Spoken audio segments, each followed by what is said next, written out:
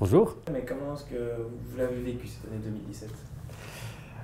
Si je dois choisir une expression à brûle pour point, je dirais tout ça pour ça. C'était une année très agitée politiquement, au niveau belge, francophone, comme au niveau international. Mais dans beaucoup de cas, j'imagine qu'on y reviendra, on peut s'interroger sur ce qui a résulté de cette agitation. Beaucoup d'énergie politique, beaucoup de débats, beaucoup de tensions, voire de combats entre acteurs politiques. Et finalement, quel est le résultat par rapport à la qualité de vie des hommes et des femmes de ce pays, par rapport à l'avenir des politiques internationales, aux grands enjeux qu'on a à relever ensemble? Le bilan ne me paraît pas spécialement réjouissant, même si un peu partout sur le terrain, il y a des choses positives qui émergent. Donc selon vous, un peu trop de guéguerre politicienne et pas assez de préoccupation pour les citoyens? Énormément. On l'a vu singulièrement en Wallonie à Bruxelles avec cette crise de l'été dont chacun se souvient, où tout à coup les gouvernements tombent mais ne tombent pas, où il y a des grandes discussions sans qu'on sache très bien sur base de quel enjeu la crise est déclenchée. Et puis il y a de nouveaux gouvernements ou un nouveau gouvernement qui s'installe en Wallonie, mais en fait on peine vraiment à voir quelle est la différence fondamentale des politiques qui sont menées aujourd'hui par rapport à celles qui étaient menées avant. C'est encore plus vrai au niveau des enjeux internationaux, où ce qui apparaît aujourd'hui, c'est qu'il y a énormément de débats, de tensions à tout niveau, mais qu'en fait, il y a une sorte de fragmentation du monde qui fait que moins que hier encore, on a l'impression que les enjeux sont pris en charge collectivement par la coopération pour trouver des solutions, et qu'on a plutôt l'impression que chacun se racrapote sur son intérêt immédiat, ou ce qu'il croit être son intérêt immédiat. Et là, le symbole absolu de cette dérive, c'est évidemment Donald Trump. Pour en revenir en Belgique, donc au printemps, il y a eu, donc, vous en parliez, Publifin et le SAMU social, mais moi je me demande, au-delà des fautes personnelles, est-ce que c'est pas tout un système qui est remis en cause? Vous avez vraiment raison, qu'on ne peut pas considérer que ces affaires, c'est simplement le résultat de fautes personnelles de l'un ou l'autre individu. Bien sûr, il y a des gens qui se comportent de façon inadmissible, qui font des erreurs, parfois qui font des délits, et qui commettent des délits, et donc qui sont totalement inacceptables. Mais si ça a été rendu possible dans les deux cas, c'est parce qu'il y avait un système. Et ce système, c'est même pas qu'il dysfonctionne, c'est qu'à ce moment, il fonctionne comme ça. Il fonctionne par un système de répartition du pouvoir, où on achète un peu le silence des gens en leur donnant des rétributions inutiles, des avantages qui sont totalement excessifs. Et cette façon d'exercer le pouvoir est un problème parce qu'elle détourne l'ensemble des institutions de ce qui doit mouvoir les hommes et les femmes qui s'engagent, c'est-à-dire l'intérêt général. Dans Publifin, c'était évident. Et là, il y a un problème qui est que quelques personnes ont un pouvoir absolu pour créer des sociétés, créer toute une nébuleuse qui devient illisible dans l'opacité et où finalement il n'y a plus de contrôle. Et donc, au-delà de ce que chacun commet ou fait ou ne fait pas, il y a vraiment un enjeu démocratique qui est important, et des élections arrivent, qui montrent que partout où on est dans les institutions publiques, dans le fonctionnement de la démocratie, il faut des contre-pouvoirs. Il y a des gens qui ont des responsabilités, qui les exercent plus ou moins bien. Il faut chaque fois qu'il y ait ce qu'on appelle une opposition, des gens qui soient prêts à pouvoir mettre le doigt là où ça fait mal, pas parce qu'il faut toujours dire le négatif, mais parce que ce contrôle d'un contre-pouvoir est important pour éviter les dérives de fonctionnement d'un système comme celui de Publifin ou du SAMU social. Mais ce genre d'affaires, on pâtit sur toute la classe politique. Enfin, en tout cas, les gens, c'est ce qu'ils ressentent. Comment Oui, on se débrouille? Comment est-ce qu'on fait? ça accroît la méfiance des citoyens à l'égard de la politique et des hommes et des femmes politiques. Ça accroît la méfiance, mais aussi même la défiance. On entend de plus en plus de citoyens qui ne croient plus que l'action politique peut changer les choses. C'est très inquiétant. Alors, ce n'est pas inquiétant pour les hommes et les femmes politiques. C'est parfois forcément désagréable pour eux, pour celles et ceux qui s'engagent avec générosité, avec un idéal, etc. Mais c'est en fait surtout inquiétant pour la démocratie. Parce que si nous ne croyons plus, je dis nous, tous les citoyens, qu'on peut changer les choses, qu'on peut améliorer les choses en s'engageant, en exerçant des responsabilités pendant un temps dans tel ou tel espace, un conseil communal, un parlement, un conseil d'administration, si on n'y croit plus, comment est-ce qu'on fait? Bien sûr, chacun peut agir individuellement, collectivement. Mais il y a aussi des choses qu'on doit relever, des défis qu'on doit relever ensemble. Et pour qu'on puisse le faire, il faut de la confiance. Et donc des scandales comme Publifin et SAMU social, c'est à la fois bien et sain au sens où on va modifier les choses parce qu'on a révélé des dysfonctionnements majeurs, mais c'est aussi désastreux par rapport à la confiance que nous pouvons avoir dans le monde politique en général. Est-ce que vous diriez vraiment que le Parti socialiste a une responsabilité particulière dans ces deux dossiers? Oui, mais pas exclusive. Oui, parce que le Parti socialiste est dominant en Wallonie, à Bruxelles aussi, et depuis longtemps. Et donc, je répète, si on veut éviter des dérives et des scandales, il faut un contre-pouvoir. Quand on a un parti extrêmement dominant, il se comporte en dominant, il se comporte en plaçant ses gens, en attribuant des fonctions, des mandats, parfois aussi des emplois, à des personnes pour des raisons qui sont particratiques, qui sont politiciennes et pas sur base des compétences, pour service rendu. Et ça, c'est le dysfonctionnement du système. Ou plutôt, c'est le fonctionnement du système qui aboutit à du pire. Et donc, le Parti socialiste est le champion de cette manière de fonctionner dans notre région. Mais il est le champion d'abord parce qu'il est le plus fort. Parce que quand on regarde de près, l'EMR et le CDH, donc les deux autres partis traditionnels, ne se comportent pas vraiment différemment. Ils ont simplement un peu moins d'occasion d'occuper l'espace politique. Et donc c'est vraiment cette manière de faire de la politique, cette manière d'exercer le pouvoir qu'il faut changer. Il faut la changer en veillant à ce que partout et tout le temps, quand on désigne quelqu'un, singulièrement pour un emploi par exemple, c'est sur base des compétences et pas sur base de l'étiquette particratique. Et donc ces deux affaires ont conduit quand même à un changement de majorité en Wallonie, donc Benoît Lutgen et l'EMR qui se sont mis ensemble, on va dire. Pourquoi est-ce que Écolo n'y a pas été, concrètement? Alors, vous dites que les deux affaires ont amené à ce changement de majorité. Est-ce que c'est vraiment ça? Bon. À un moment donné, le CDH a dit « nous, on veut changer ». Je crois que c'est plutôt un enjeu du CDH lui-même qui a fait qu'il y ait eu du changement, qui est un parti vieillissant, un parti qui peine aujourd'hui à voir quel est son avenir et qui s'est dit il faut qu'on change quelque chose pour sauver notre peau. Parce qu'au final, dans l'affaire Publifin par exemple, le CDH est aussi impliqué que le PS. Moi, je n'ai pas envie de dire tous pourris, quoi que ce soit du genre, mais en tout cas, je ne suis pas convaincu que ce qui s'est passé, changement de gouvernement, ce soit la réponse au scandale Publifin. Et donc, on nous a dit il y a tellement de scandales qu'il faut absolument changer la manière de faire de la politique, changer la gouvernance, remettre de l'éthique. Nous sommes prêts évidemment, et on le fait sans arrêt, à travailler à ça. Alors on a commencé à négocier.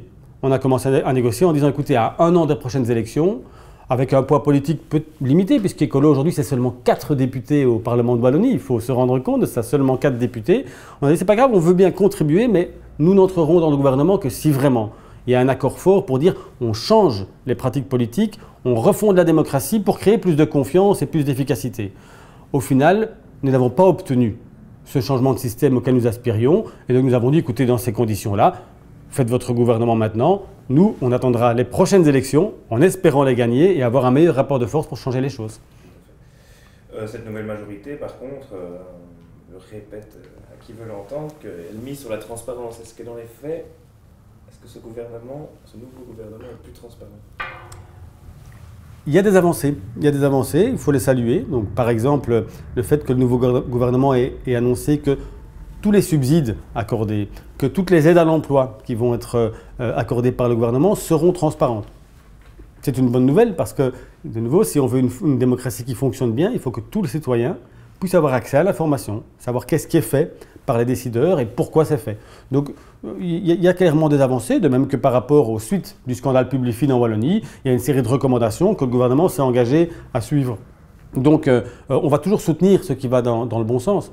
Maintenant, ce qui fonde l'action politique d'un gouvernement, c'est pas seulement de régler le fonctionnement du moteur, voir comment ça fonctionne. C'est quel horizon, c'est où on va. Donc, il faut que la voiture fonctionne, mais il faut aussi définir la destination. Et là, pour l'instant, bon, transparence ou pas transparence, par rapport aux grands enjeux de notre région, c'est la continuité. On a des grands discours sur le changement climatique, mais pas de décisions qui nous permettent de penser que la Wallonie va vraiment dans une autre direction. On a des grands discours sur le redéploiement économique, mais en fait, on n'a pas l'impression qu'il y ait quoi que ce soit qui ait changé par rapport à ce qui est soutenu aujourd'hui comme type d'activité économique ou comme type d'inclusion sociale dans la région. Maintenant, on va revenir au fédéral. Bon, il y a quand même un grand dossier qui a marqué cette année, c'est la gestion de la politique migratoire par Theo Frankel. Comment la qualifieriez-vous, vous, Patrick Dupriez, cette politique migratoire? Alors, je vais d'abord préciser par Theo Franken et l'ensemble du gouvernement. Theo Franken est le champion de la petite phrase. Il est très médiatisé pour son action, mais aussi, peut-être surtout pour sa communication, qui a des effets que je considère comme délétères en termes d'image politique. Mais c'est l'ensemble du gouvernement qui endosse une politique que je qualifierais d'indécente et d'inefficace.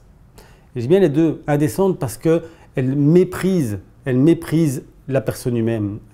Quand on a, ici à Bruxelles, des hommes, des femmes et des enfants qui dorment dans la rue, dans un parc, en plein hiver, et que ce sont des citoyens, des citoyennes, on y reviendra peut-être, qui s'occupent de les héberger, et que le gouvernement dit non, ah, ils sont illégaux, donc on peut les laisser dormir dans le froid.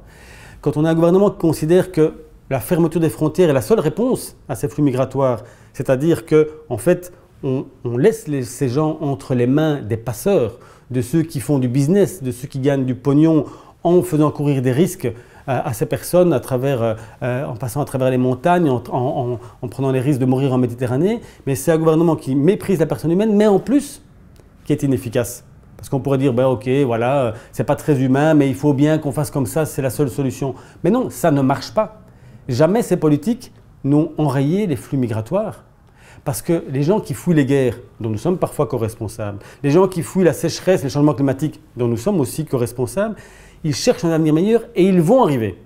Ils vont de toute manière arriver, quels que soient les barbelés qu'on met, quelles que soient les entraves qu'on met aux bateaux dans la Méditerranée, quel que soit le fait qu'on ait envie de fermer les yeux sur le fait qu'il y ait plusieurs milliers de personnes qui meurent, les personnes vont vouloir arriver dans des régions du monde où ils pensent avoir un meilleur avenir. Et donc il faut des politiques qui disent attention, on permet à des gens de se déplacer dans des bonnes conditions, dans les deux sens, mais de façon organisée. Sinon, ceux qui ont le pouvoir, ce sont les criminels. Et ça, en fait, c'est le pire. Donc, un de ces grands arguments, c'est vraiment, je le répète, c'est éviter un nouveau Calais, parce que ces migrants ne seraient qu'en transition vers l'Angleterre. Que répondrez-vous à cet argument qui revient souvent sur la table? Comme très souvent, il agite des slogans qui sont très peu étayés par les faits concrets.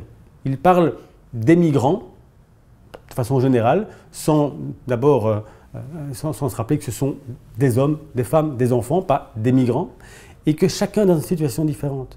Alors oui, il y a des tas de gens qui arrivent et qui veulent aller en Angleterre parce que c'est ce qu'on leur a vendu en quelque sorte quand ils ont quitté leur pays. On leur dit ouais, en Angleterre, vous aurez une vie meilleure, allez-y. Donc ils partent, mais ils ne savent rien de rien bien souvent. Ils ne savent pas comment ça se passe, ils ne connaissent pas leurs droits.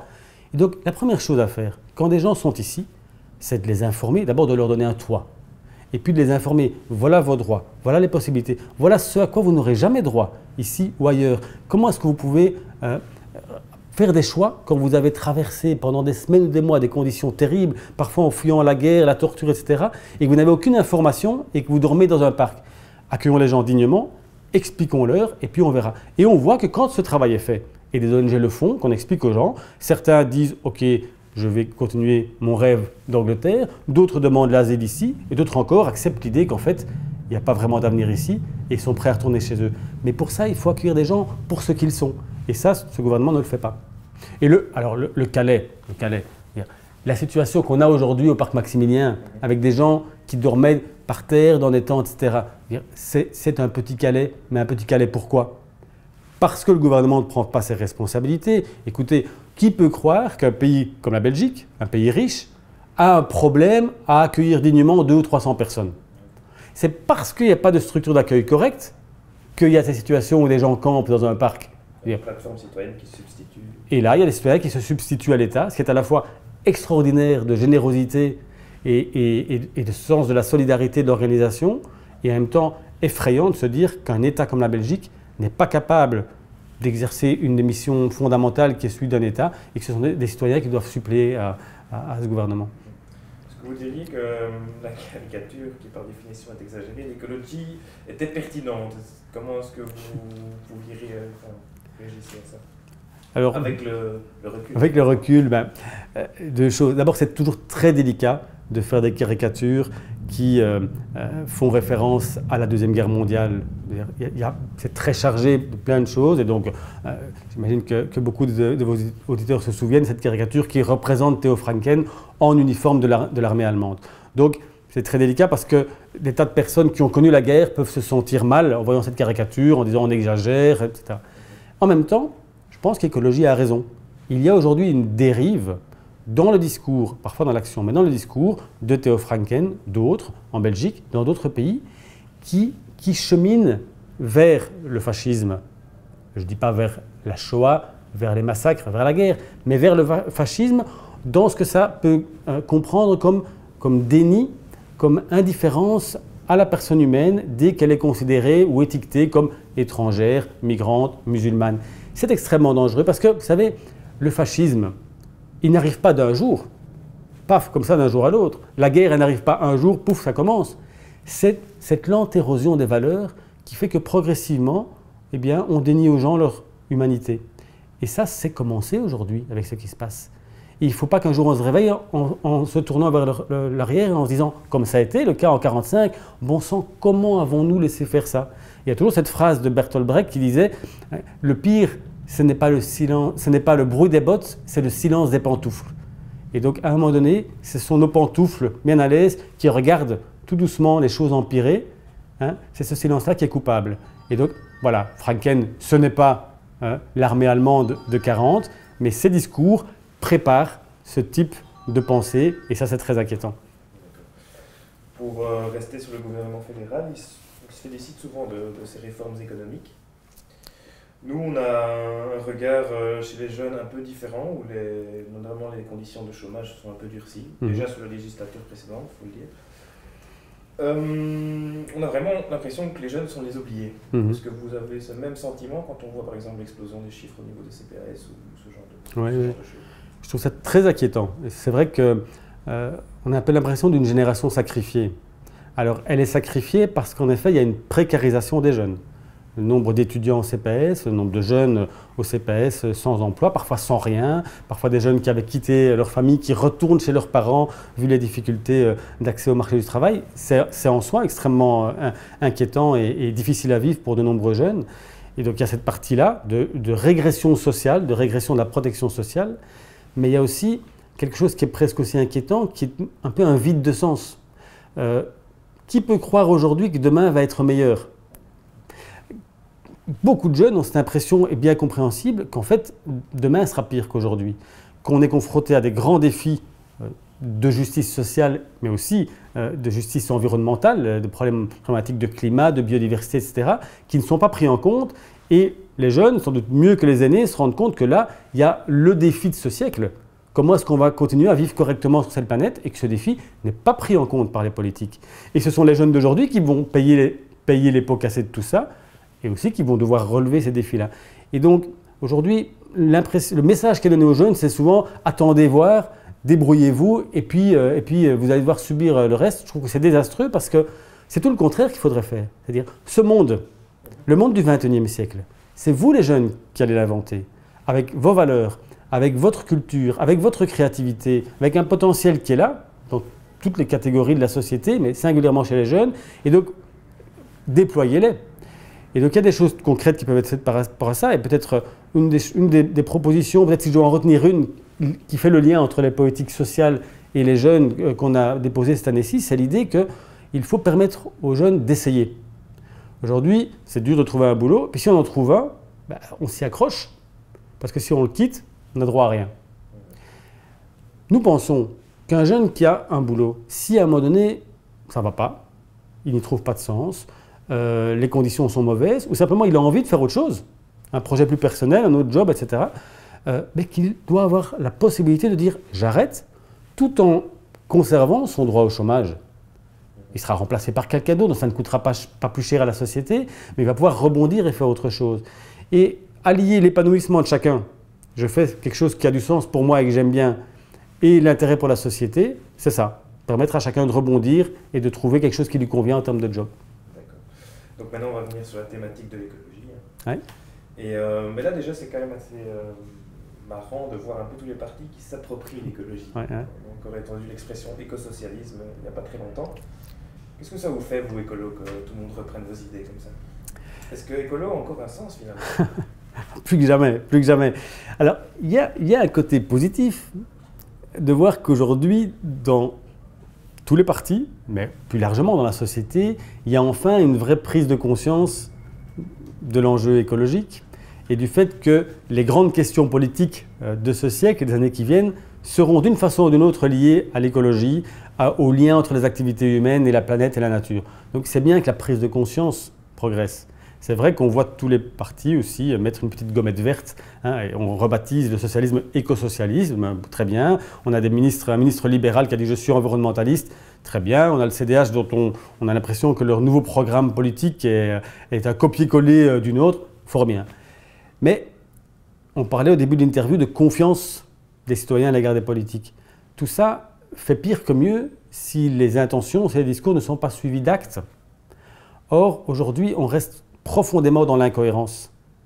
Il y a des grands discours sur le changement climatique, et puis la réalité, c'est qu'il y a moins d'argent pour les trains, moins d'argent pour les bus, qu'on subventionne les embouteillages, qu'on est prêt en Wallonie à investir dans des nouveaux tronçons autoroutiers.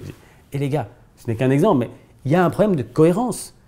L'environnement, ce n'est pas seulement discourir et mettre des étiquettes, c'est à un moment donné agir et oser faire des choix qui ne sont pas toujours faciles, parce qu'on va devoir changer notre société en profondeur. Ça veut dire qu'on ne peut pas faire un peu d'environnement à côté. On doit intégrer la question de l'écologie, de l'environnement dans toutes les politiques, avec bien en tête l'idée que le monde dans 20 ans, celui des jeunes d'aujourd'hui qui vont devoir gérer, sera très différent de celui d'aujourd'hui. On ne sait pas totalement comment il sera différent, mais il sera différent. Et donc, ajouter un chapitre environnement au programme politique, ça ne changera rien. Mais sur les questions écologiques, maintenant, il est temps de passer du discours aux actes.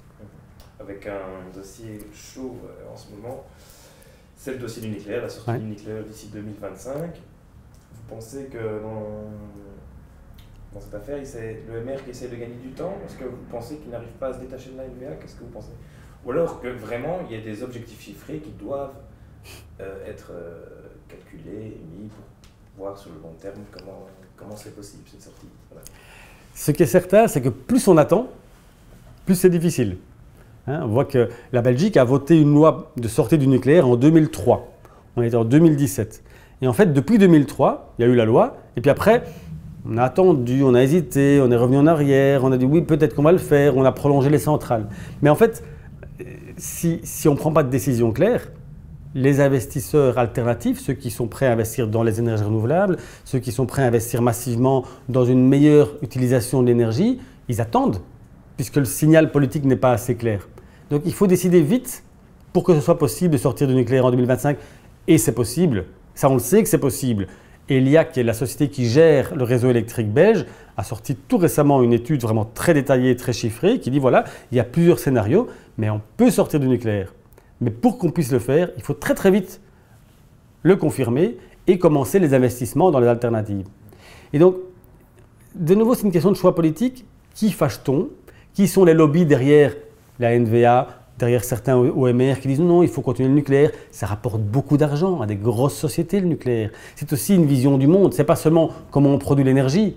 C'est une vision du monde par rapport à l'économie. Est-ce qu'on veut que ce soit une ou quelques très grosses sociétés qui produisent l'essentiel de l'électricité, ou est-ce qu'on veut un monde où plein de petits acteurs, de PME, de coopératives, de citoyens produisent aussi de l'énergie et participent au développement économique en gardant les revenus, les ressources aussi sur nos territoires. C'est des visions politiques différentes. Mais ce qui est certain, c'est que certaines personnes, à la NVA sûrement, au MR peut-être, se disent si on tarde encore un peu, ce sera de toute manière devenu impossible de sortir du nucléaire. On sera obligé de prolonger.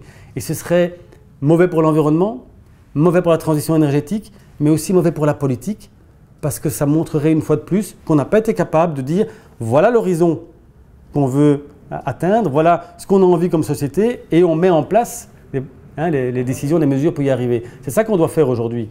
Et sur le nucléaire singulièrement, pensons-y. Pour quelques décennies d'énergie, d'électricité nucléaire, nous léguons à des centaines de générations futures des déchets nucléaires extrêmement dangereux. Imaginez que dans 30 générations, nos arrière-petits-enfants devront gérer des déchets dont ils n'auront que faire, mais en disant « Ah oui, ça a permis d'avoir de l'électricité pas chère dans les années 2000 ». Quel sens de l'éthique, quel regard sur le monde on a quand on est prêt à faire ça?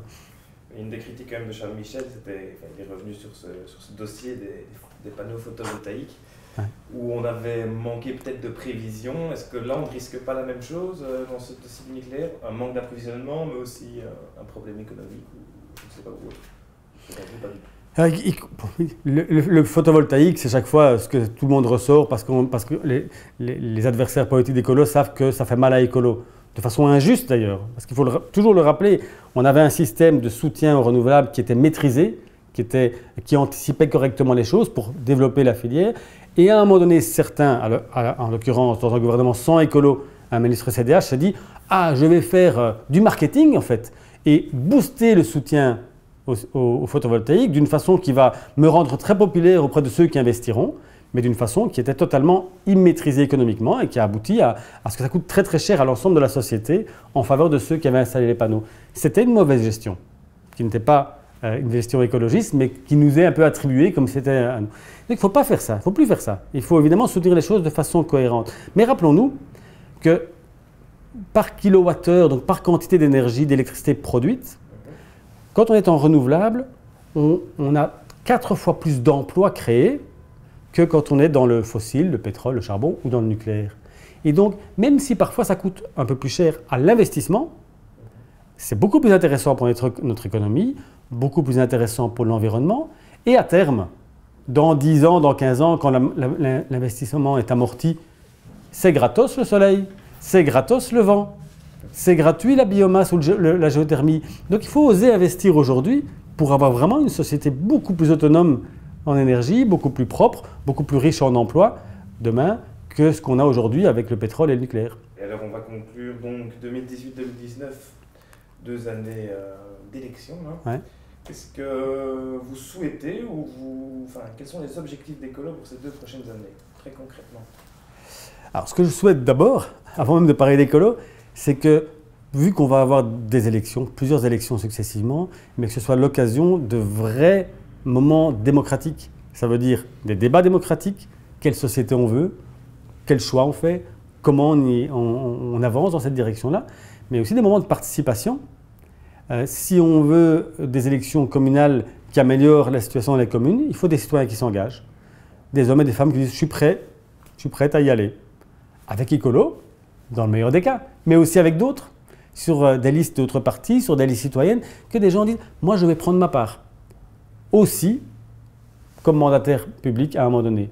Il y a plein de façons d'être citoyen dans la société, mais celle-là est importante aussi. Je ne vais pas seulement râler contre tous ces politiciens qui ne font pas correctement le travail, je ne suis pas d'accord, non, je vais y aller. On a besoin de citoyens qui s'engagent et de mandataires qui se renouvellent. On a besoin de jeunes qui s'engagent. On a besoin de femmes qui s'engagent davantage qu'aujourd'hui, de gens de toutes origines. Et qu'à un moment donné, le bourgmestre qui est là depuis 45 ans, bon sang, qu'il soit bon ou mauvais, ce n'est pas la question. À un moment donné, il faut pouvoir faire du renouvellement et qu'il puisse soutenir les jeunes. Ça, c'est mon souhait général. Puis après, évidemment, j'aimerais qu'il y ait plus de place pour des élus écologistes dans les communes et dans les futurs gouvernements parce qu'il est temps de passer du discours aux actes pour à la fois réussir plus de justice sociale dans la société et pour réconcilier nos activités avec la nature. Parce que c'est une condition de survie de l'humanité et qu'il faut le faire à tous les niveaux. Et est-ce qu'une grande alliance de la gauche, c'est trop tôt peut-être pour en parler, mais voilà, je vous le demande, avec le PTB et le PS est envisageable à cette heure-ci? Mais à cette heure-ci, toutes les alliances sont envisageables en termes de partis. La question c'est est-ce qu'il est possible d'avoir une grande alliance politique sur les enjeux écologistes qui sont au cœur du XXIe siècle. Et donc, moi, je suis toujours embêté qu'on demande sans cesse à l'Écolo, est-ce que vous êtes prêts à vous allier avec le PS et le PTB ou est-ce que vous êtes prêts à vous allier avec le MR, avec la droite? Moi, je préfère dire, en tant que président d'Écolo, aux autres partis, est-ce que vous êtes prêts à faire des alliances, des compromis, à coopérer avec les écologistes pour faire progresser la société vers plus de respect de l'environnement et plus de justice sociale et d'inclusion de tous. Et donc le pivot pour moi, le cœur de l'action politique, ça doit être l'écologie politique et on verra bien qui est prêt à nous rejoindre là-dessus. Merci beaucoup. Avec plaisir.